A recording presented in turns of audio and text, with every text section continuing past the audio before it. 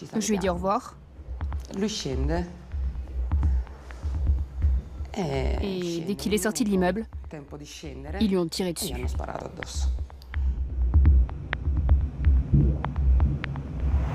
Vous venez d'où?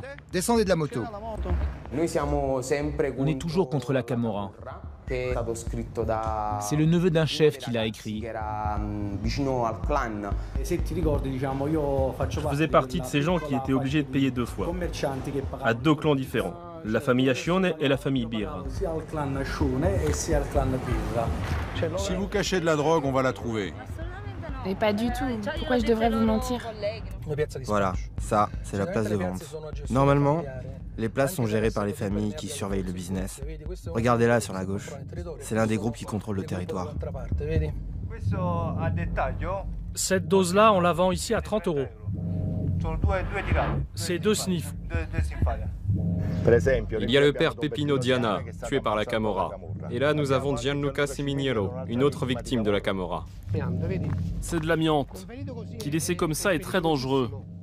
Ça, en revanche, c'est du bitume, le matériel utilisé pour faire le toit des maisons. J'étais sur le scooter, je parle avec des potes, ils arrivent, ils nous tirent dessus. Ils étaient en voiture. Oui, en voiture.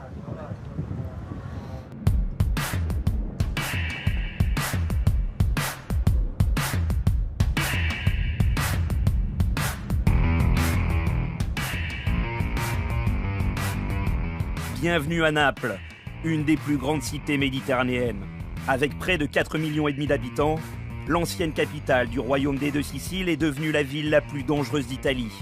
Corruption, raquettes, drogue, trafic d'ordures, la mafia contrôle tout, c'est devenu le royaume de la violence. Direction les quartiers nord, à Scampia. Immortalisée par le film Gomorra, cette cité dortoir est le fief de la Camorra, la mafia napolitaine. Ici, tout le monde a un lien étroit avec le milieu. Davide, comme tous les gamins du quartier, y a commencé très tôt sa formation de truand. Si on vient ici à la recherche de la laideur, de la méchanceté, c'est facile à trouver. J'ai compris que je ne pouvais plus être un enfant quand j'avais 9 ans. Parce que les adultes, les gens de la Camorra, se servaient de nous pour transporter des armes d'un immeuble à l'autre.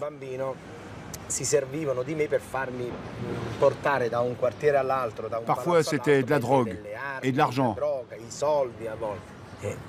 J'y ai pris du plaisir, j'étais fasciné. Peu à peu, dans mon imaginaire d'enfance, ces gens ont commencé à devenir plus importants que ma mère. Le véritable crime dans un quartier difficile comme Scampia, c'est de ne pas permettre aux enfants d'être des enfants. Avec un taux de chômage de 75%, la Camorra recrute sans grosse difficulté. Alors quand on est jeune et désœuvré, la seule solution, c'est l'illégalité. Un jeune de 20 ans qui travaille pour la Camorra, c'était il y a 20 ans un enfant sans défense, sans protection. On fait des conneries, on tue des gens, on vénère le chef, on l'appelle mon oncle. On suit ces gens comme des cons. J'ai dit à des jeunes qui voulaient être camorristi, pour être camorrista, il ne faut pas avoir des couilles, il suffit d'être con. Les gens qui entrent dans le système sont déjà morts et ils ne le savent pas encore. Ça ne vaut vraiment pas la peine de gagner des paquets de fric que tu ne pourras jamais dépenser. Après des années à faire le truand et pas mal de problèmes, Davide a fui dans le nord de l'Italie. À son retour, il a décidé de créer un centre pour les enfants, pour les aider à ne pas devenir comme lui. À 17 ans, j'avais réussi à me créer un nom dans le quartier et dans le clan dont je faisais partie. C'est pour ça qu'ils m'ont tendu une embuscade, pour essayer de me tuer. J'ai passé 40 jours à l'hôpital. Quand je suis sorti, je suis passé chez l'oncle. Il m'a donné 250 €. 250 € pour les 4 balles que j'avais reçues. Même si la violence est partout, et malgré peu de moyens, Davide réussit à donner de l'espoir aux jeunes. Allez, venez. Non, non. Et alors, rien. Bon, ne venez pas. Regarde-toi, tu es encore en pyjama. C'est ton pyjama, ça?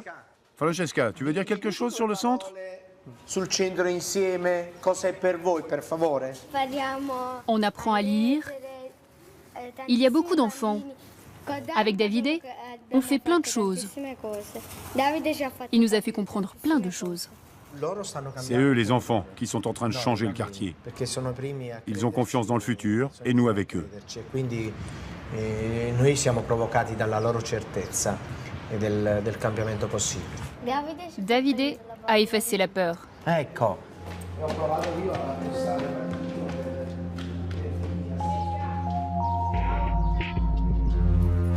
Pas facile de grandir tranquillement dans cet univers sale et délabré. Ces HLM des années 80, triste symbole de la déchéance de Scampia, doivent être détruits depuis des années. Le problème, c'est comment reloger les habitants.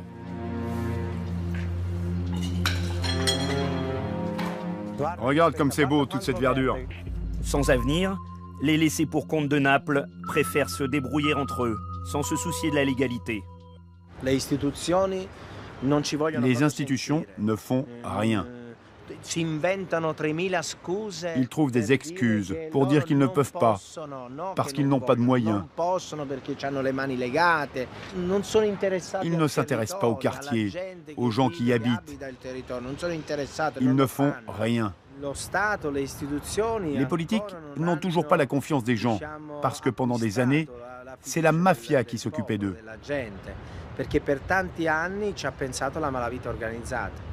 La mafia organisait les enterrements, elle aidait pour faire les courses, pour faire du bricolage, réparer les escaliers, et puis il y a le jeune qui a besoin de son permis, la jeune fille qui doit faire la communion. Mais tout n'est pas perdu dans l'ancien supermarché de la drogue. Même si la guerre des clans continue, le trafic de drogue a nettement baissé ces 10 dernières années. La raison, une présence constante et discrète de la police.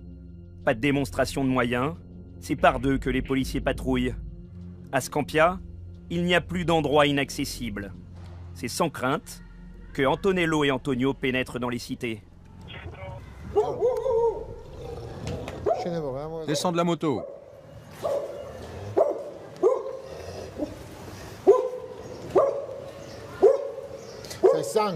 T'es fatigué, non? C'est pour ça que t'étais assis comme ça. J'ai mal à la jambe. Bien sûr, la jambe. Mais j'ai rien fait. Salut les gars. Je parle avec lui. Alors, t'as trouvé du boulot ou pas? Non. Non? J'attends. Ah bon? Et la jambe, comment ça va la jambe? Explique ce qui t'est arrivé. Ils m'ont tiré dessus. Il a été blessé lors d'une embuscade. Ils ont tué son chef. Explique, comment ça s'est passé? J'étais assis sur le scooter, je parlais avec des potes, ils sont arrivés et ils nous ont tiré dessus. Je suis plus dans le milieu. Mais si, tu bosses encore.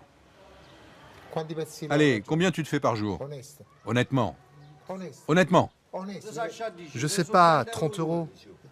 30 euros par jour? 30 euros. 30 euros par jour? C'est comme ça. Je te crois pas.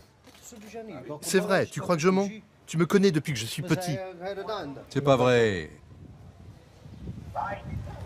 Il y a des policiers partout.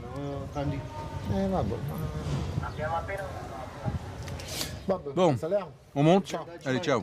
Je t'ai jamais menti. T'inquiète pas, fais gaffe. Tu me connais. Ciao. Respecté et craint, depuis 17 ans, il contribue à nettoyer l'enfer. Chaque jour, les policiers mettent la pression sur les dealers. Avant, la drogue était partout, dans les moindres recoins. Ici, il y avait un ascenseur. Ça a été muré pour ne pas faire déborder les ordures qui sont à l'intérieur. Souvent, ils cachent la drogue dans les ordures. Salut les gars.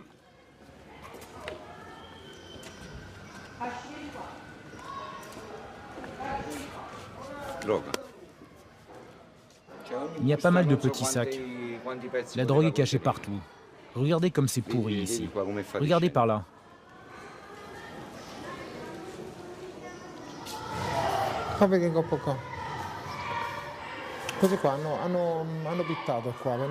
Tout ça, ils l'ont peint pour éviter le reflet de la vitre. Parce qu'ici, ils vendent. Maintenant, il n'y a personne, parce qu'ils savent qu'on est là. Mais dès qu'on part, ils se regroupent. Ils se cachent ici, et à travers ce trou, ils regardent si la police arrive. Eux, ils peuvent nous voir, mais nous, on ne peut pas les voir. Dans ces cités, tout le monde travaille pour la mafia, le système comme ils disent. Au détour d'un escalier, nous croisons une dame. Antonello connaît tout le monde et le dialogue est une arme redoutable. Ils l'ont tabassé. Je le sais, tu me l'as dit. Je l'ai rencontré et il me l'a dit aussi.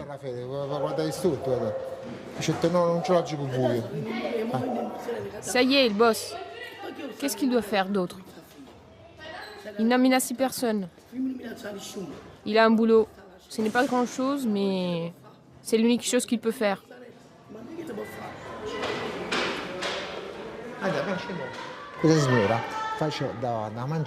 Avant, cette dame faisait à manger aux dealers. Aujourd'hui, elle est très en colère contre les gens qui ont tabassé son fils. Cette zone maintenant est sous le contrôle d'un autre clan. Ils sont en train de chasser les affiliés du clan qui a perdu, dont le fils de cette dame.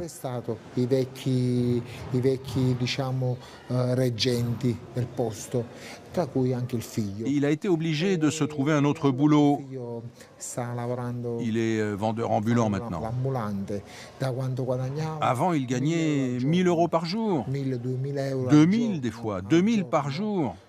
Maintenant, c'est environ 200 € par semaine. Un peu plus loin, l'officier a repéré un trafic. Je pense que là, il y a quelque chose, c'est sûr. Ils vendent de la drogue, là. Tu vois les guetteurs, là? C'est dans ces anciens box, à l'abri des regards, que tout le trafic se fait. Parmi les ordures et les rats, les cachettes ne manquent pas.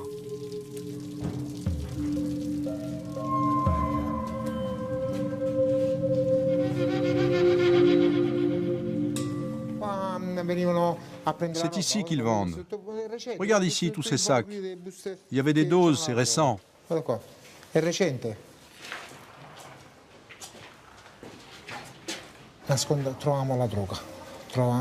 Avant, si on trouvait la drogue, 100, 200, 300, 400, 500 doses cachées, on la laissait là, à sa place. Ensuite, on se cachait, par exemple, par là, et on attendait de voir qui venait la chercher. Au bon moment, on l'attrapait, la main dans le sac. Dans ces bas-fonds, on vient aussi pour consommer. Cocaïne, crack, héroïne, on trouve toutes sortes de drogues. Si on veut, on peut même se shooter discrètement, dans un salon. Cet appartement était occupé par une famille à laquelle la mairie a donné un autre logement. Aujourd'hui, c'est utilisé par les toxicos, qui viennent ici consommer leur dose. Dans la puanteur de ces squats, quelques drogués tellement défoncés qu'ils sont incapables d'aligner 3 mots. Il y a quelqu'un ici? C'est qui? C'est la police. Ouvre la porte. Comment tu t'appelles? Arturo.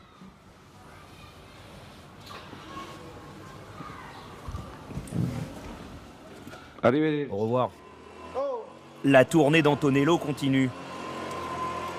Petite visite de courtoisie à une vieille connaissance.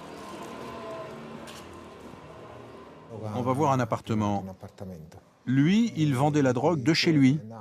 Les gens venaient ici et il leur donnait la drogue en restant derrière la grille. Ça fait longtemps qu'on se connaît. Grâce au bracelet qu'il a autour de la cheville, on peut suivre ses mouvements. Avec le GPS, s'il sort de chez lui, on le sait tout de suite. Et on considère qu'il s'est évadé. Il m'a échappé 2 fois déjà. Il y était presque. Oui, j'y étais presque, mais il a jeté la drogue dans les toilettes, ici. T'inquiète pas, la prochaine fois... Mais non, j'ai rien fait. C'est pas grave, c'est pas grave. Combien t'en as jeté? Rien, rien. Je faisais faire pipi à mon fils. Et ta femme avait jeté le sachet. Mais non, il n'y avait rien dedans. Je sais plus combien de fois t'as tiré la chasse d'eau. Mais toi, t'étais là, alors que moi, j'étais aux toilettes là-bas. Tu ne m'as même pas vu, j'étais aux toilettes du fond. D'accord, c'est pas grave. Après cette petite récréation, retour sur le terrain. Objectif, trouver de nouvelles caches. Regardez là. Cette porte est fermée de l'intérieur pour nous empêcher, nous, d'y accéder de l'extérieur. Ils s'enfermaient ici.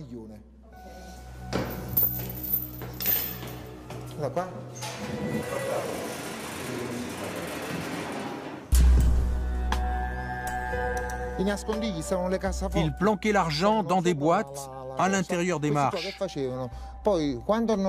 La plupart du temps, les habitants étaient leurs complices, mais sinon ils s'enfuyaient ici par les toits, verrouillaient la porte et ensuite ils descendaient par cet autre escalier, sans aucun souci, tranquillement. À l'intérieur de l'immeuble, un ascenseur leur était réservé. Personne d'autre ne pouvait s'en servir. Ou alors il fallait leur demander la permission. Endiguer le trafic malgré la guerre des clans, un véritable travail de fourmi que font les 17 policiers de Scampia. Pour le commissaire Tartarelli, le bilan de ces dernières années est plutôt positif. Dans l'imaginaire collectif, Scampia reste encore l'un des plus grands marchés de la drogue en Europe. Toutefois, au cours des dernières années, les choses ont évolué. La vente des stupéfiants a baissé de 80%. Évidemment, ça ne veut pas dire que les clans ont arrêté leurs activités. Ils se sont tout simplement déplacés ailleurs.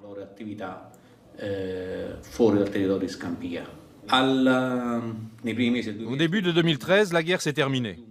Les clans ont ratifié un pacte pour se partager le territoire de Scampia et de sa banlieue. Un pacte qui garantit aujourd'hui encore la tranquillité du quartier.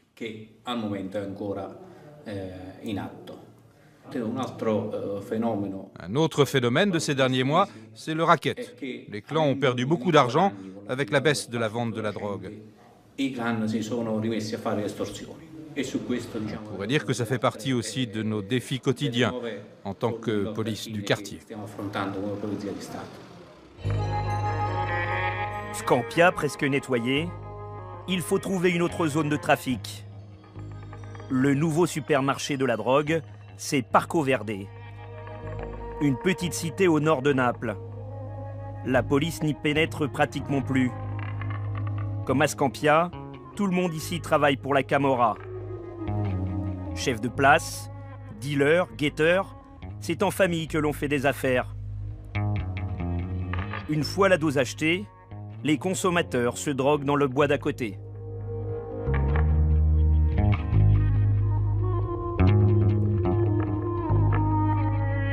Nous rencontrons Giuseppe, un dealer de cocaïne. Cette dose-là, on la vend ici à 30 €. C'est 2 sniffs, oui, 2 sniffs. C'est un grossiste. Avant de vendre la drogue, il doit s'assurer de la qualité de la marchandise. Lui aussi travaille en famille. Vous voyez là, la coke, elle commence à monter. Le bicarbonate, en revanche, non. On voit déjà que c'est de la bonne qualité. Là, j'ai fait de manière artisanale, mais le frère de ma mère, qui a 65 ans et qui est retraité, il me sert de chimiste. Un test pareil, il le fait en 1 minute. Moi, je ne vends pas aux petits dealers. Je vends plutôt à des mecs qui, eux, ensuite, vendent dans la ville de Naples. Demain, par exemple, je vais vendre ces 500 grammes là. Chaque kilo, ça fait 3000 doses. Ça peut arriver que toute une famille soit impliquée dans le trafic. Les femmes, elles préparent les doses et le garçon, il les vend. De cette manière, c'est comme ça que je gagne 15 000 € par mois à peu près. Dans cette organisation criminelle, pas de place au hasard. Tout est cloisonné, hiérarchisé. Une véritable petite entreprise. Aujourd'hui, si tu as une place de vente, tu es considéré comme un boss. Ensuite, en dessous, il y a 2 gardes du corps qui l'accompagnent et le protègent des embuscades. Il vit 24 heures sur 24 avec le boss. Ils font tout ce qu'il dit. C'est lui qui commande la drogue. Ils sont toujours deux, parce qu'ils se partagent les tâches. Ils gagnent 5 000 € par mois. Ils font rien d'autre que ce qu'il leur est ordonné de faire.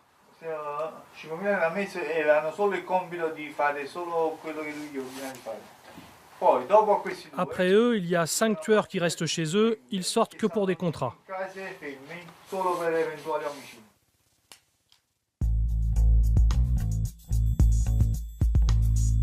La drogue n'est pas le seul fléau de la région. À quelques kilomètres au nord, une zone connue sous le nom des terres de feu. Là, c'est la pollution qui pose problème. Au lieu de parler d'incompétence, parlons de collusion tout court. On doit le dire, ça. On doit parler de ceux qui sont impliqués, on doit donner les noms. Sans aucun souci, allez, tiens-moi au courant. Ciao. Depuis 10 ans, Vincenzo Tosti dénonce l'usage de ces terres comme poubelles. En arpentant ces décharges à ciel ouvert, le constat est terrible. Tout le monde vient déverser ses ordures et on ne trouve pas que des emballages ménagers. Là, on a des déchets de l'industrie du bâtiment. Évidemment toxiques. À l'intérieur de ces conteneurs, il reste encore de la colle pour le carrelage ou le parquet, qui, une fois brûlé, est terriblement toxique. C'est un désherbant. Il devrait être dans des décharges spéciales. Ces déchets brûlés non seulement vont polluer l'air, mais ils produisent aussi des substances toxiques qui, avec la pluie, peuvent contaminer aussi les sources d'eau.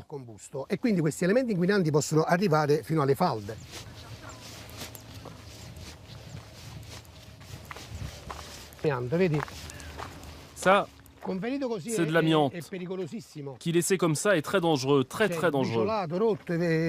Ça, en revanche, c'est du bitume, un matériau utilisé pour faire le toit des maisons.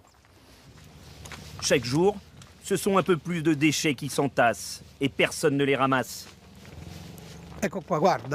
Là, on voit mieux. Cette zone est devenue, on pourrait dire, célèbre à cause des incendies. Mais au cours des années précédentes, les usines du coin avaient déjà commencé à entasser ici des déchets toxiques.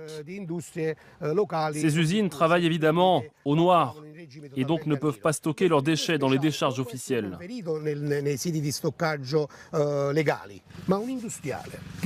L'homme d'affaires qui, pour la destruction des déchets de son usine, paye, par exemple, 1 € le kilo, alors qu'il sait que normalement ça coûte 10 € le kilo. Comment ne sait-il pas où ces déchets vont partir? C'est évident que ce n'est pas dans des décharges légales. Au fil des années, les couches de déchets ont été recouvertes par la terre. Aujourd'hui, les agriculteurs cultivent leurs légumes sur des hectares d'ordures. Un désastre écologique qui profite à beaucoup de monde. Ce business a été offert à la Camorra. Mais ce n'est pas la Camorra qui le gère, ce sont les politiciens, qui sont aussi les intermédiaires entre les lobbies et la Camorra.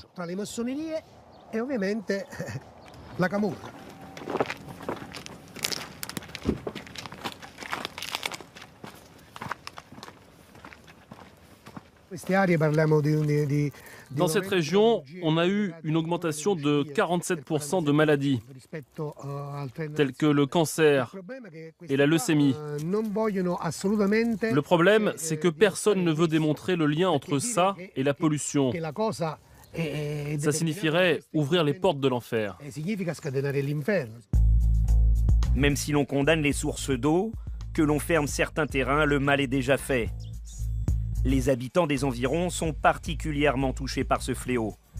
Anna Magri a perdu son fils il y a 5 ans. Ici, c'est Ricardo quand il est parti.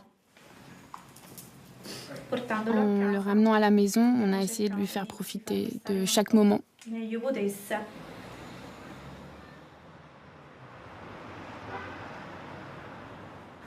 Quand il a eu 6 mois et 10 jours, nous sommes allés à l'hôpital Posillipo de Naples, un hôpital spécialisé en hématologie, et ils nous ont dit qu'il était atteint d'une leucémie lymphoblastique. À ce moment-là, on avait déjà enregistré quelques cas dans la région de Naples. Tout à coup, mon enfant faisait partie de ces cas. L'incompréhension a vite laissé place à la colère.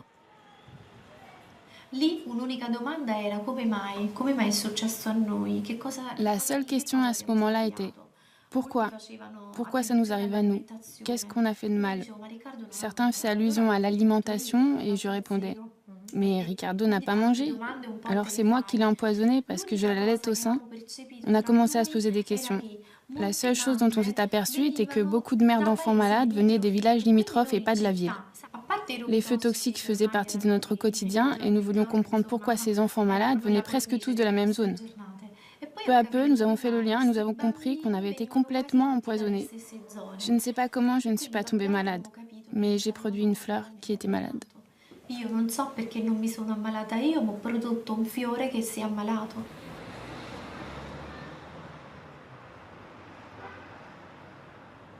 Je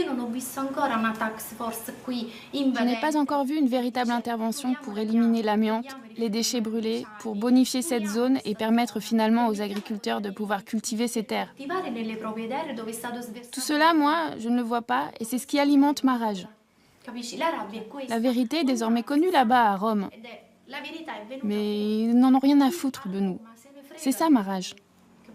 Questa è la mia rabbia. Sangue e cemento.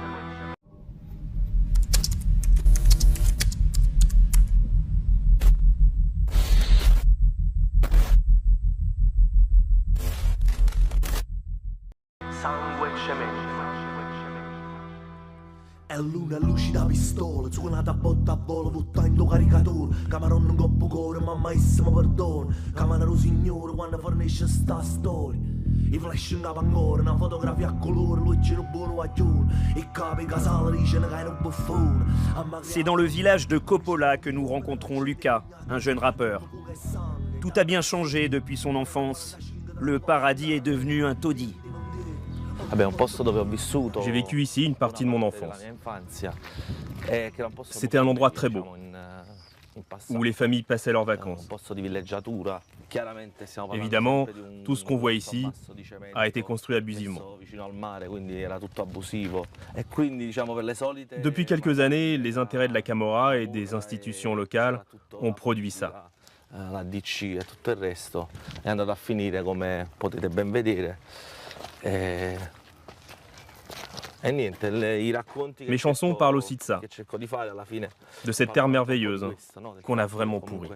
Questa è una terra così bella, meravigliosa, ridotta veramente a un cesso. Regardez quel désastre, juste à côté de la mer.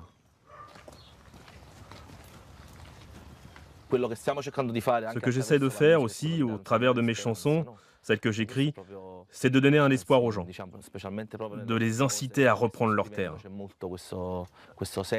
à lutter contre cette situation. Riprendiamoci, capito, la nostra terra, riprendiamoci il nostro spazio e condividiamolo in maniera giusta. Ce n'est pas facile quand il y a des intérêts, quand il y a de l'argent. Je trouve que les seuls responsables sont les pouvoirs publics.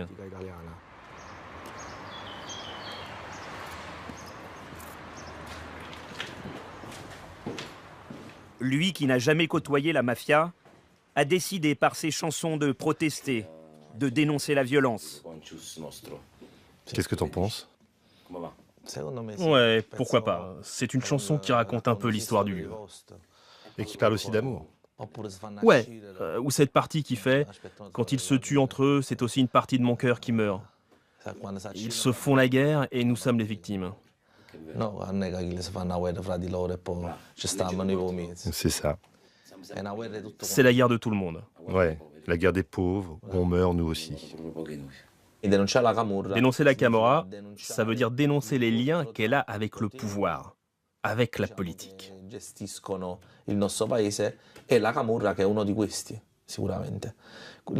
Je n'en ai pas après ceux qui travaillent pour la Camorra, parce qu'ils n'ont pas le choix.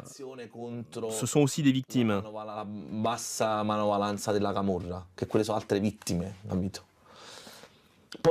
J'ai écrit aussi quelque chose sur les victimes innocentes de la criminalité.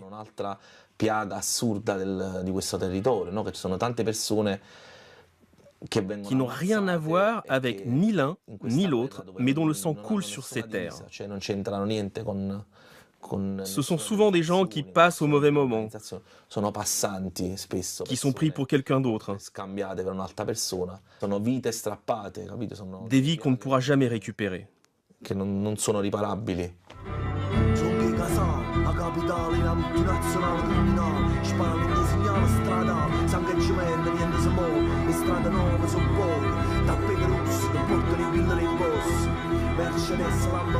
Environ 270 familles se font la guerre dans tous les quartiers de la ville.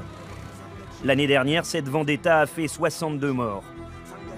Les victimes collatérales sont de plus en plus nombreuses, comme le frère de Maria, assassiné en pleine rue.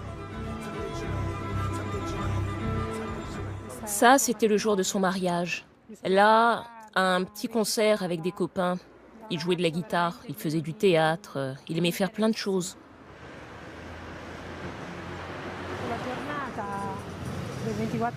La journée du 24 janvier 2005, il était 13 h. C'était juste avant la fermeture de la boutique. 2 personnes sont entrées et ont tiré sur la première personne qu'ils ont vue. Malheureusement, c'était mon frère. En réalité, il cherchait le neveu d'un chef du clan des Scissionisti. Parce que c'était l'époque de la guerre entre le clan di Lauro et le groupe des Scissionisti. C'était une période difficile pour notre ville.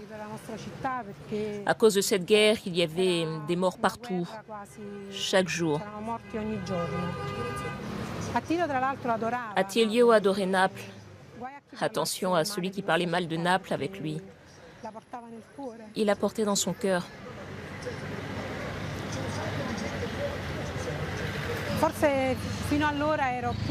On a toujours pensé jusqu'ici que ces gens se tuaient entre eux, loin de chez nous. Mais aujourd'hui, ce n'est plus comme ça. Je ne peux plus me mettre au balcon, je ne supporte pas les endroits avec trop de monde. Il y a des moments où je panique.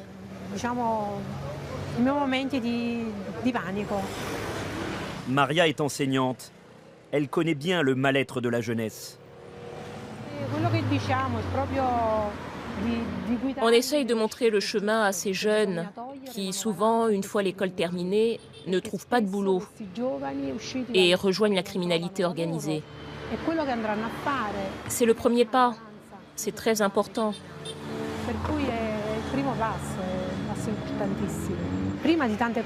Avant, on ne pouvait pas parler de certaines choses, on avait peur. Aujourd'hui, au contraire, il y a beaucoup de gens qui dénoncent. Mais le chemin est encore long. Depuis le début de la guerre des clans, 161 personnes étrangères à ces luttes ont été assassinées. Rossana devait épouser Lino, 32 ans. C'est la plus belle. Il était sportif, avait la vie devant lui. Mais ce jour-là, il a été pris pour un autre. Il devait aller jouer au foot avec mon frère et ses copains. Il est arrivé ici vers 20h30 environ. Il est resté une petite heure avec moi. Ensuite, des amis lui ont demandé d'aller les chercher en voiture. Il devait alors partir un peu plus tôt. Je lui ai dit au revoir. Il a franchi la porte.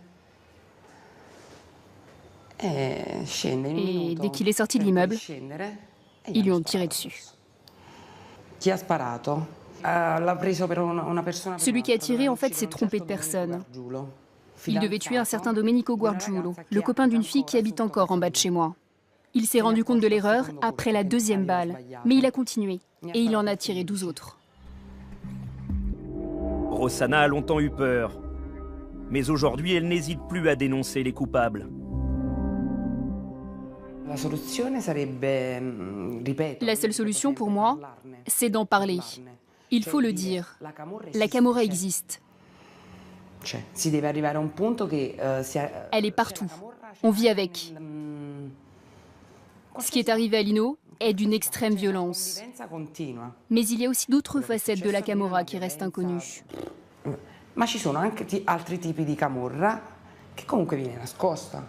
J'ai vu des enfants de 13-14 ans drogués et armés avec des couteaux. Moi, je veux pas d'enfants. J'ai peur. Je sens que je ne pourrai pas les protéger.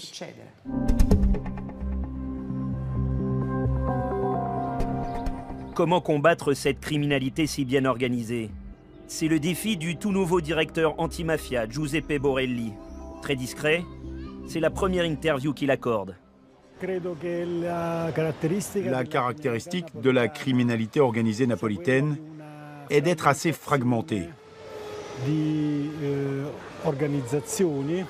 Le pouvoir est partagé par zones et par groupes qui contrôlent le territoire de manière très violente.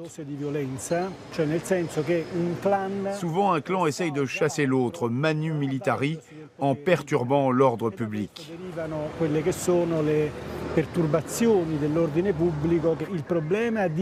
Le problème est encore plus complexe, avec les gangs qui contrôlent un quartier pendant une courte durée.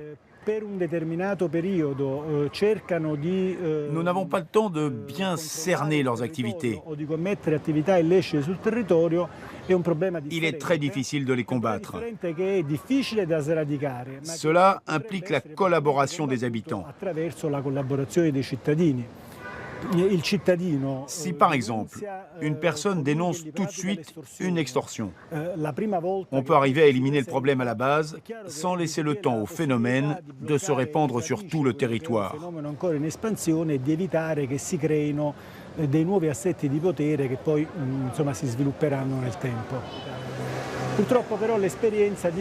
Malheureusement, l'expérience m'a appris que ce sentiment est fréquent dans les moments de crise, économique ou sociale. Mais une fois la crise terminée, les gens retrouvent généralement leur indifférence. C'est fort dommage parce que la lutte contre la criminalité se développe sur le long terme.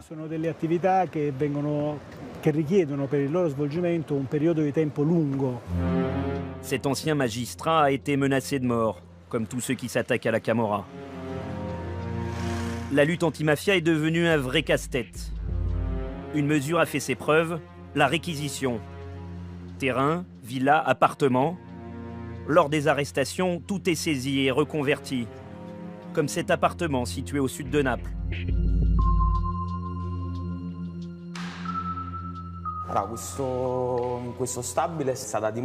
C'était l'appartement de Giovanni Bira, chef du clan Bira. Depuis plus de 30 ans, les rivaux historiques du clan Acione. La guerre entre ces deux clans a été très violente. Au cours de ces 10 dernières années, 60 camorristes ont été assassinés. Aujourd'hui, c'est une radio, Radio Siani, du nom d'un journaliste assassiné par la Camorra. Tout de suite après l'entrée, il y avait cette pièce qui était la chambre des enfants du chef.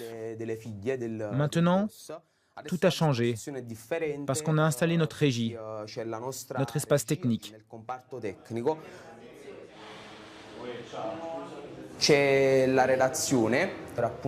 Ici, dans la cuisine de l'appartement, on a installé la rédaction. C'est là où on développe nos idées. Ceux qui nous rendent visite écrivent souvent quelque chose sur le mur, comme un souvenir.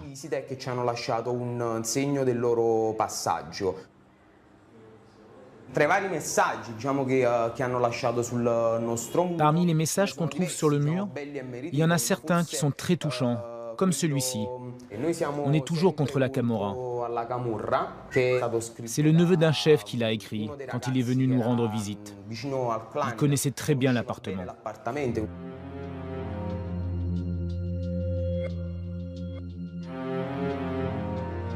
L'emplacement de cet appartement était stratégique. Situé à la frontière de deux clans, le caïd pouvait tout contrôler. Ce n'est pas un hasard si le chef habitait ici au premier étage, car il aimait assister personnellement aux assassinats qu'il avait ordonnés. Drogue, armes, prostitution rapportent gros. Mais il y a aussi le racket, de plus en plus rentable. Aujourd'hui avec nous, Pasquale Del Prete, le vice-président de l'association anti-racket de la ville d'Ercolano. Bonjour Pasquale. Pourquoi avez-vous cherché l'aide de cette association ? Il faut dire que j'ai été victime moi aussi des extorsions. Parfois, ils ont organisé des attentats sur mes chantiers.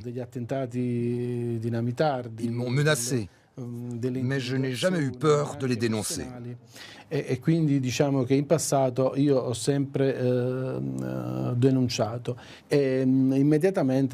tout de suite porté plainte contre eux et j'ai contacté l'association anti-racket d'Ercolano. Grâce à ça et à la police, on est arrivé à arrêter les responsables.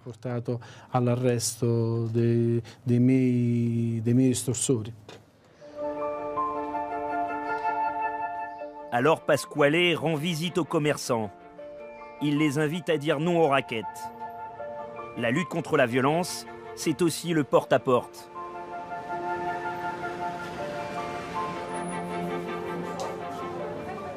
Bonjour, ça va?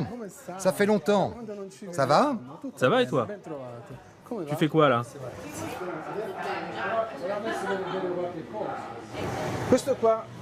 Tiens, ce petit sticker-là, ça indique qu'il s'agit d'un magasin propre, qu'il n'est pas sujet aux rackets.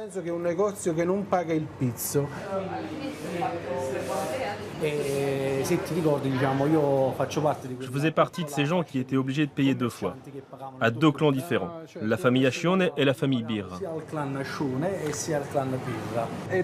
Les 2 groupes venaient ici chercher leur argent, avec des modalités différentes, parce que la famille Ascione voulait être payée tous les mois, alors que la famille Birra encaissait 3 fois par an, aux périodes des fêtes, à Noël, Pâques et le 15 août. 100% des propriétaires des magasins d'Ercolano étaient soumis aux extorsions. Aujourd'hui, c'est moins de 10%. Les personnes qui l'ont dénoncé, comme nous, n'ont plus eu de soucis. Et on espère que ça va continuer comme ça. Ça dépend des institutions aussi, de la présence de la police sur le terrain, de combien de temps vont rester en prison les responsables. Notre force se trouve dans le groupe. Tous les chemins de la drogue mènent à Naples. C'est sur ces autoroutes que transite la drogue. Les petits dealers viennent des 4 coins de l'Italie. La police de la route veille. Bon, aujourd'hui, on va se placer sur l'autoroute qui relie le centre et le sud de l'Italie pour intercepter le trafic de drogue dans ces zones. Comme vous le savez, les suspects sont souvent des personnes qui ne résident pas dans la région et qui viennent ici pour acheter dans les grands marchés de la drogue de la ville de Naples. Je vous recommande de rester vigilant et bon travail.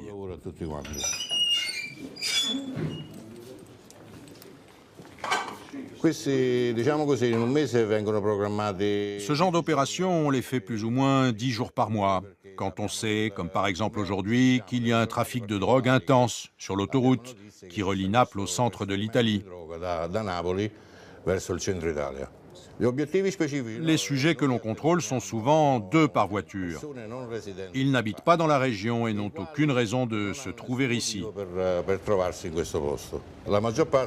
En général, il s'agit de drogués qui se chargent de venir à Naples pour acheter 30, 40 doses pour fournir le petit marché.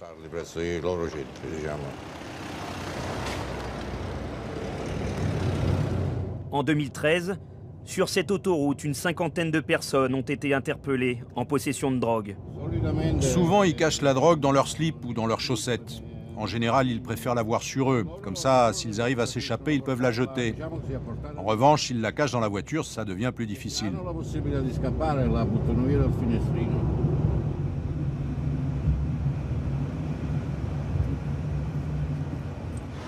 À peine installé au péage, le lieutenant et ses hommes passent à l'action.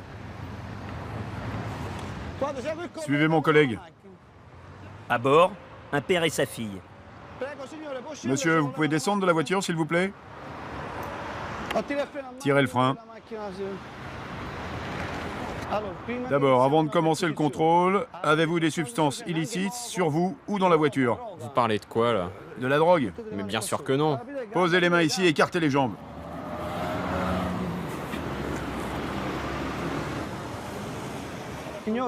Madame, descendez de la voiture, s'il vous plaît. Donnez-moi votre sac. Qu'est-ce que vous avez fait ce matin? Je suis venue à Naples. Madame, avant qu'on procède au contrôle, avez-vous de la drogue sur vous? Avez-vous acheté de la drogue? Des précédents avec la justice? Non, non, je suis tout simplement un peu agitée. Vous avez des précédents avec la drogue? Non, non, absolument pas. Vous faites quoi dans la vie? Je suis coiffeuse. Chef, moi, je la crois pas. Hein. Elle raconte que les conneries, celle-là. Si vous cachez de la drogue, on va la trouver. Et pas du tout. Pourquoi je devrais vous mentir? Elle cache quelque chose. Mais je ne sais pas si c'est une serviette intime ou quelque chose d'autre. Madame, écoutez-moi un instant. Vous cachez quelque chose dans la culotte, là? Ouais, non, pas du tout, je vous l'assure. Vous avez une serviette intime, c'est ça? Elle cache quelque chose, c'est sûr. Une fouille minutieuse de la voiture commence. Chaque recoin est observé. Tout est déballé sans ménagement.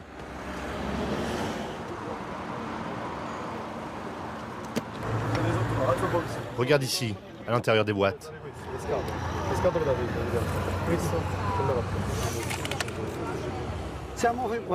On fait ça parce qu'on a des soupçons sur ces gens. On ne croit pas qu'ils sont venus à Naples uniquement pour acheter ça.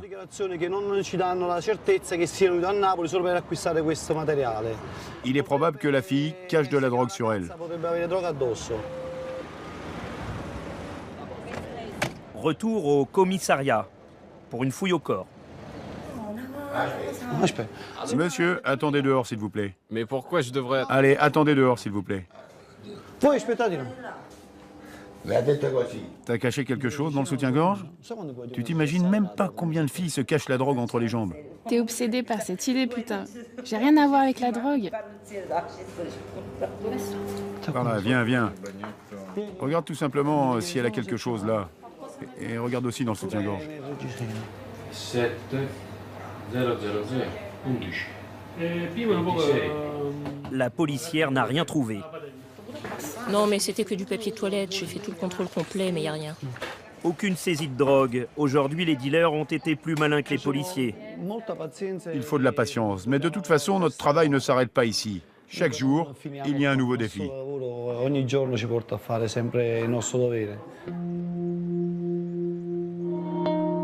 Retour à Scampia. Dans le Star Club Judo, Gianni Madaloni accueille des jeunes en liberté provisoire. Les gars, il faut faire gaffe. Il y a quelques jours, un enfant s'est blessé au visage. Ouais, c'est ça, avec un ballon de foot. Voilà, donc vous ne devez pas leur permettre de jouer au foot ici. Gianni a créé ce centre dans les années 80. Ces affiches que vous voyez ici représentent des histoires. Il y a le père Peppino Diana, tué par la Camorra. Il y a Don Bosco, qui a dédié sa vie aux jeunes. Et il y a mon fils Pino, le jour où il a gagné les JO. C'est le vrai modèle pour les jeunes ici, pas les chefs de la Camorra. Il y a aussi Gianluca, une autre victime de la Camorra. Ancien du quartier, Gianni essaye de réinsérer les délinquants.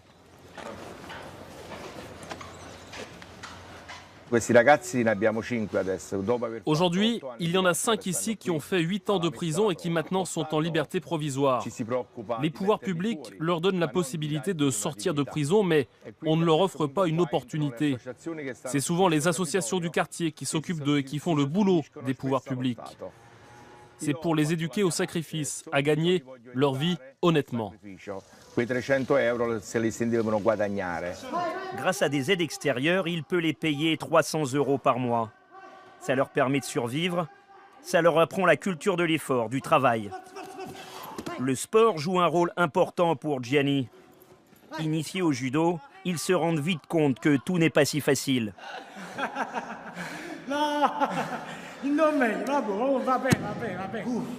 C'est bon, ça vous fait du bien, pour la respiration et pour les muscles.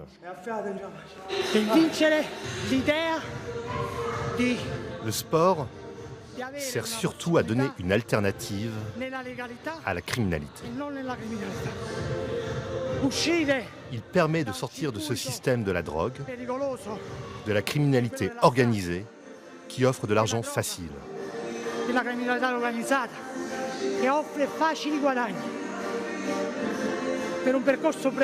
Le sport et surtout le judo peuvent nous apprendre à vivre dans la légalité. Le judo a des règles qu'on peut appliquer partout dans la vie.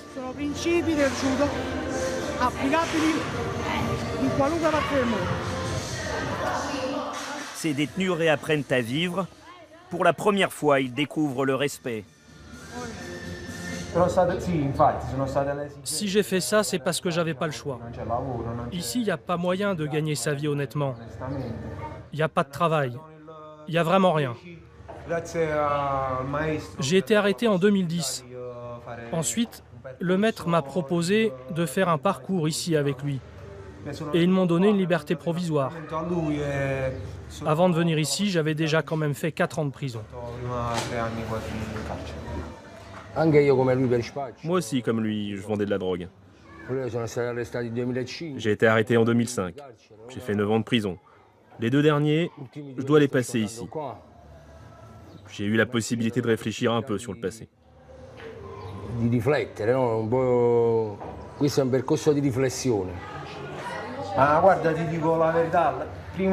Quand j'étais dans la criminalité et qu'en fait on était uniquement entre criminels, je me rendais même pas compte qu'il existait d'autres possibilités. Je ne savais pas qu'il y avait d'autres personnes. J'ai grandi parmi des criminels et ils m'ont donc éduqué comme un criminel. Mais maintenant que j'ai connu des gens différents et qui m'ont enseigné des choses que je ne connaissais pas, c'est maintenant que je peux vraiment voir la différence. Avant, vraiment, je n'avais pas conscience de tout ça. Si on avait rencontré le maître avant, va savoir. Peut-être on aurait été des champions de judo. À Scampia, ils sont encore peu nombreux à avoir choisi le sport pour tenter de s'en sortir. Il faudra encore des années d'efforts aux associations et à la police pour que les jeunes napolitains embrigadés par la mafia réapprennent à vivre en société. C'est grâce à eux que Naples pourra de nouveau faire rêver. En espérant qu'une nouvelle guerre des clans ne vienne pas tout gâcher.